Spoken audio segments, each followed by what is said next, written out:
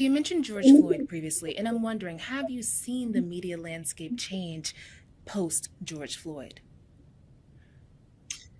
I think that I've seen more mainstream um, news publications diversify their reporting teams and their journalism, which as a result results in a better representation of issues across the board in this country.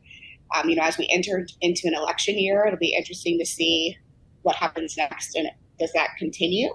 Because there's a lot of issues that are going to be on the table as we enter this next election season. Um, Police brutality overall is a tricky subject for many publications. And there's also this large trend towards anti wokeness, big brands being targeted for having pride celebrations or having pride like things in like Target, right? And that to the media publications as well. So it'll be really interesting to see what happens next. The good news about a brand or a company like Blavity is our demographic is so specific. We don't really care what everybody else is doing because ultimately it's like our audience is and will forever be a multicultural audience, which always is going to be in the minority from a voice representation perspective. So we know we're going to have haters. We know we're going to have people say, you guys are too woke. Why are you writing about this? That's part of our DNA. That fuels us, actually. Mm-hmm, mm-hmm. So part of me actually wonders, Morgan, do you believe the Black press has lost its way? I mean, I go to certain websites, and I'm not going to say on this platform the stuff I see, but you know It's what I'm wild. saying. You know what I'm I do. saying. Do you think we've lost our way?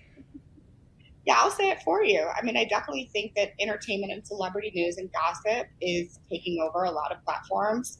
I think that is a reflection of the constraints that are from the systemic racism in ad agencies and in how people treat Black owned media companies.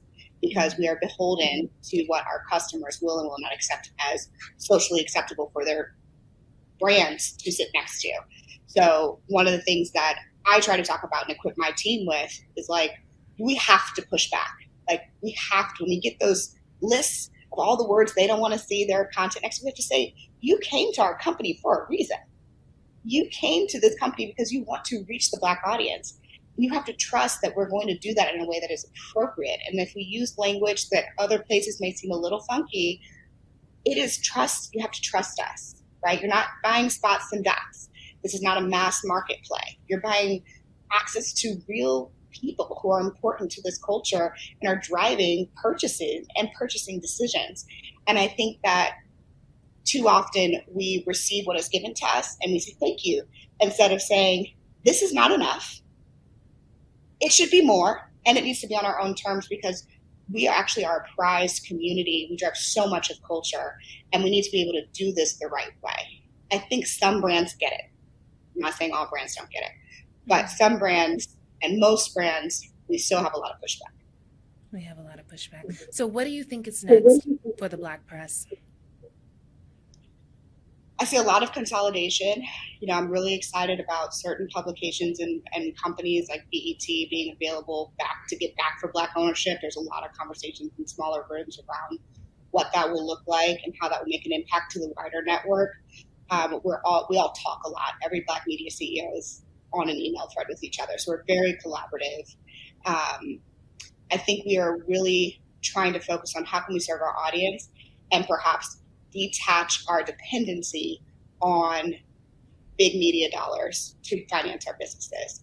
So, for example, Blavity, we have Afrotech. Afrotech is an incredible community of Black entrepreneurs, innovators, people in the technology industry, and professional folks who are looking to advance in their careers. It is completely separate from the media business.